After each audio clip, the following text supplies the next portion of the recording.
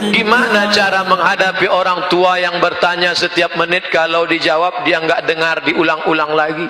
Akhirnya dijawab dengan suara keras, apakah saya termasuk anak durhaka? Ad-darurat, keadaan darurat emergensi, tubihul mahzurat, membolehkan sesuatu yang sebenarnya terlarang. Kau bawa orang tuamu ke THT, telinga, hidung, tenggorokan, periksakan telinganya, nanti dipasang alat dengar. Dipasang alat dengar. Jangan kau baik, menantunya kurang ajar. Hai menantu, kau baru ketemu dengan suamimu itu umur 20-25 tahun. Selama ini yang membesarkannya siapa?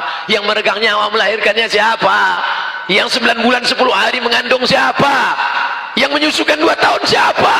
Hari ini saat dia tidak bisa mendengar, membelikan alat dengarnya pun kau berhitung. Padahal kalau kau gendong dia dari Bandung sampai ke Makkah, kau bawa lagi pulang, belum tentu dapat menebus 1 tetes darahnya saat melahirkan engkau.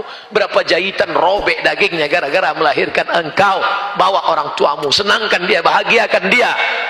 Dosa terbesar di antara yang besar, pertama syirik, yang kedua uququl walidain. Kalau ada uang belikan, sehingga kau tidak perlu berteriak. Jangan sampai berteriak. Jangan sampai orang tuamu membawa HP ke servis HP. Nak, HP bapak ibu rusak ya? Diperiksa HP-nya nggak rusak, terus anaknya nggak ingat, dia tidak menelpon lagi. Berapa kali dia tidak jadi sholat duha karena kau kencing di kaitnya. Berapa kali dia tidak jadi tahajud karena kau menangis sampai azan subuh tiba. Di hari tua ini bahagiakan dia, belikan makanan yang enak, pakaian, bawa dia jalan-jalan. Orang Cina, saudara kita dari Tionghoa, itu sangat menghormati orang tua. Saya pergi ceramah ke Kuala Lumpur, sampai di ke mall. Ustadz, hari ini kita tidak ada ceramah jalan-jalan ke mall.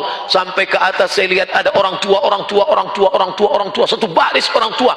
Anak-anaknya menyuapkan makanan. Kenapa? Karena mereka percaya rezeki bisa dijolok, rezeki bisa ditarik dengan memuliakan orang tua. Orang tua kata dia hoki, dia percaya itu. Teorinya kita yang punya, tapi mereka yang mengamalkan. Mana baktimu pada orang tuamu? Jaga orang tuamu. Jangan sampai nanti setelah dia mati meninggal dunia, barulah engkau menangis mencakar dinding. Mama, penyesalan berakhir tak ada gunanya. Saya kalau sudah melihat ada anak menangis ketika ibunya meninggal, baru dia nangis, ini pasti nyesal karena tak berbakti. Mau saya antukkan aja kepalanya.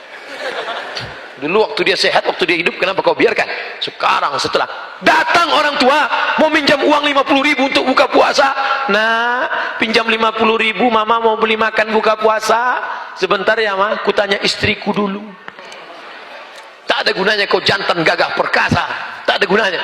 Ini kalian yang sebelum nikah masih lajang, katakan dulu, do you marry me?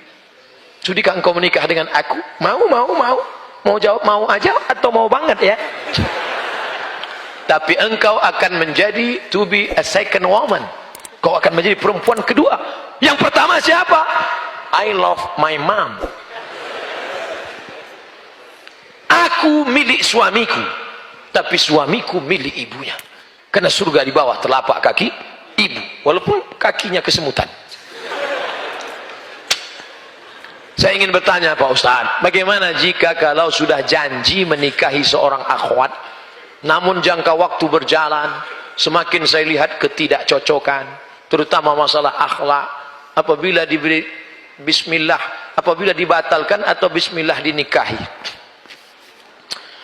Ada sebagian orang melihat orang kesempurnaannya. Manusia tidak akan sempurna. Man talaba akhan bil aibin baqiya bil akhin. Siapa yang mencari kawan sempurna seumur hidup tidak akan berkawan. Menikah bukan mencari kesempurnaan, tapi menutupi kekurangan.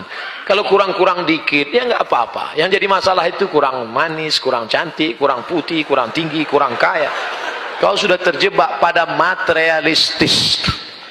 Tungkahul mar'atul arba', perempuan dinikahi karena 4 liha, karena hartanya. Wali hasabiha, karena keturunannya. Wali jamaliha, beautiful. Wali diniha, karena agama.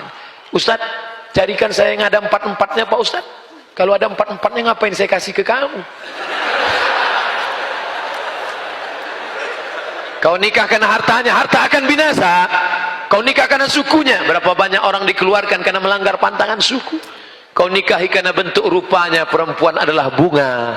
Bunga kuntum mekar, harum, semerbak, cantik dan indah. Setelah itu dia akan kuning, layu dan mati. Bunga yang tak layu hanya bunga plastik. Banyak sekarang perempuan ingin tidak layu, maka wajahnya plastik semua.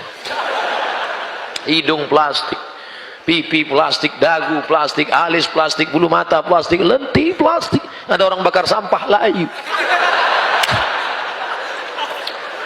Oleh sebab itu maka nikahilah dia karena akhlaknya. Ketika kau melihat rasanya kau tidak sanggup, engkau bekerja direktur BUMN, mengurus negara, mengurus kampus. Kalau kau dapat perempuan yang baik, tugasmu cuma satu. Tapi kalau kau dapat yang tidak baik, tugasmu jadi dua. Kampus lagi, rumah lagi, negara lagi, rumah lagi. Akhirnya ribet, semua tidak terurus. Maka menurut saya Pak Ustadz ini tidak cocok, tidak layak. Akhirnya saya cari yang lain. Enggak apa-apa, pertunangan tidak semestinya menjadi pernikahan. Pertunangan itu bagian dari pengenalan. Kenalan enggak perlu lama-lama. Syuaib punya anak gadis cantik, menikah dengan Musa.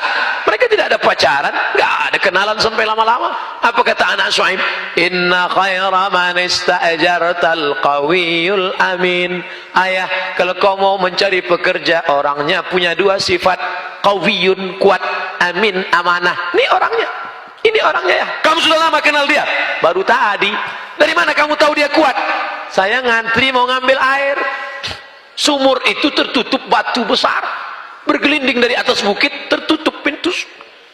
30 orang menggeser sub, tidak ada yang bisa. Tiba-tiba datang sesosok Musa, dia geser sendiri, terbuka. Lalu apa kata orang kampung? Musa, silakan ambil air. Musa melihat ada perempuan di belakang antrian, ladies first. Akhirnya perempuan itu mengambil air. Tentu kalau sudah tertanam budi, pisang emas bawa berlayar, masak sebiji di dalam peti, hutang emas dapat dibayar, hutang budi dibawa mati. Akhirnya termakan budi. Maka kalau kau mau mengambil hatinya, tanam budi dulu. Jangan bertanam tebu di tepi bibir, cuman lipstick ngomong manis aja. Nanti ku bawa liburan ke sana, akan makan ini. Sekarang nggak ada. Musa tidak begitu. Kesan pertama begitu menggoda. Dia dorong itu batu, ini orang bisa ngambil air. Dan perempuan itu bisa. Dari mana kau tahu ini orang kuat? Karena aku melihat dia, ayah, mendorong. Dan ini orangnya amanah ya. Dari mana kau tahu dia amanah? Tadi saat kami berjalan, aku di depan, dia di belakang. Bertiup angin kencang. Zaman dulu perempuan kalau bertiup angin kencang, nampak lekuk tubuhnya. Dan Musa menundukkan pandangan berkata, perempuan kau di belakang, aku yang di depan. Perempuan zaman dulu begitu, angin bertiup baru nampak lekuk tubuhnya. Yang sekarang nggak ada angin pun kelihatan. Akhirnya mereka sampai ke tujuan. Syuaib berkata, dari mana kamu tahu Musa ini orangnya kuat dan amanah? Dia kuat karena sekali dorong, dan dia amanah karena dia tidak mau aku di depan karena nampak lekuk tubuhku. Berapa lama mereka berkenalan? Hanya dari sumur ke rumah. Engkau kenalan sama dia sudah berapa lama? Sudah 2 tahun. Habis cap jempol semua dari ujung rambut sampai ujung kaki. Pacaran-pacaran omong kosong, bohong. Ketika pacaran ya hati-hati ya, awas jatuh. Begitu sudah menikah, mana mata kau tadi? Maka kalian yang soleha tidak perlu jauh mencari laki-laki yang soleh. Di mana mereka? Di bawah ini mereka. Kalian pantau dari atas, lihat baik-baik. Yang bawah tak perlu melihat ke atas, karena mereka yang akan memilih kalian. Dilihatnya dari bawah. Enak nanti kalian ceritanya. Anak kalian pun enak cerita. Papa. Gimana kenal sama mama dulu? Dulu ada tablik akbar di Masjid UPI. Siapa yang ceramah? Ustaz Abdul Somad. Mana Ustaz itu sekarang? Udah mati dimakan cacing. Terus gimana mama? Mama bisa kenal sama papa? Mama sudah ngelihat dari atas. Terus pas turun ke bawah, aku tidak mencari engkau, kau tidak mencari aku. Allah mempertemukan kita. Gimana bisa ketemu? Sama-sama nyari sendal di tempat rak yang sama. Pas lagi nunduk, kepala mama naik kepala. Pas naik ke atas,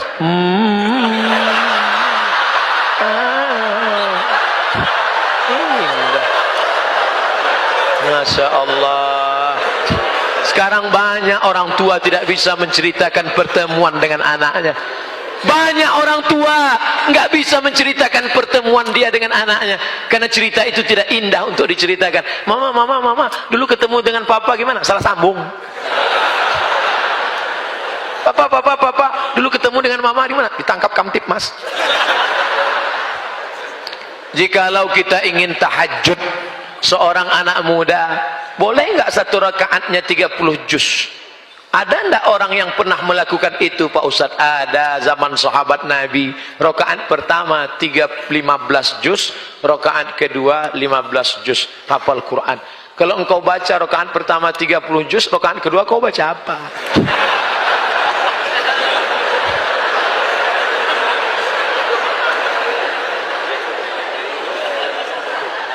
Gimana sholat sunat bisa 15 juz gimana? Saya nggak hafal Quran. Kan ada Quran digital. Download Quran digital. Sholat ngelihat boleh. Mana dalilnya sholat ngelihat apa boleh? Ada seorang laki-laki namanya Zakwan. Siapa namanya? Za. Bukan za. Za. Pakai zal. Letakkan ujung lidah di gigi atas. Za. Zakwan. Ada za, ada za, ada ja, ada lo. Jadi jangan sama. Ini nanti ijazah. Iya, namanya Zakwan. Zakwan jadi imam dan dia melihat mushaf. Itu dalil boleh sholat melihat mushaf. Maka nanti lihat. Tapi letak kantong, jangan terlalu banyak gerakan. Letak sini. Yang letaknya di belakang, disepit pula. Langsung. Ghairil maghdubi 'alaihim waladdallin. Amin. Bismillahirrahmanirrahim. Alif lam mim. Dzalikal kitabu la raiba fihi hudal lil muttaqin. Tapi HP-nya dinonaktifkan. Ya nanti ada masuk. Ya sebentar.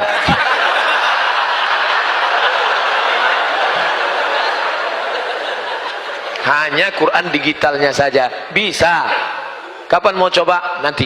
Nah, nanti kalian kalau kebetulan umroh ingin sholat di belakang imam Masjid Nabawi, gak bisa ujuk-ujuk datang jam 4 di belakang, gak bisa. Masuknya jam 1. Ini imam Masjid Nabawi, masuk jam 1. Masuk jam 1, sholat sunat di situ. Booking tempat, duduk. Duduk situ, tunggu. Jam 2, jam 3, jam 4, jam 5 azan subuh. 4 jam. Ngapain jam 4? Ngapain 4 jam di situ? Sholat. 1 rakaat 1 juz.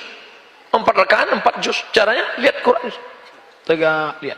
Begitu pas hampir azan batal.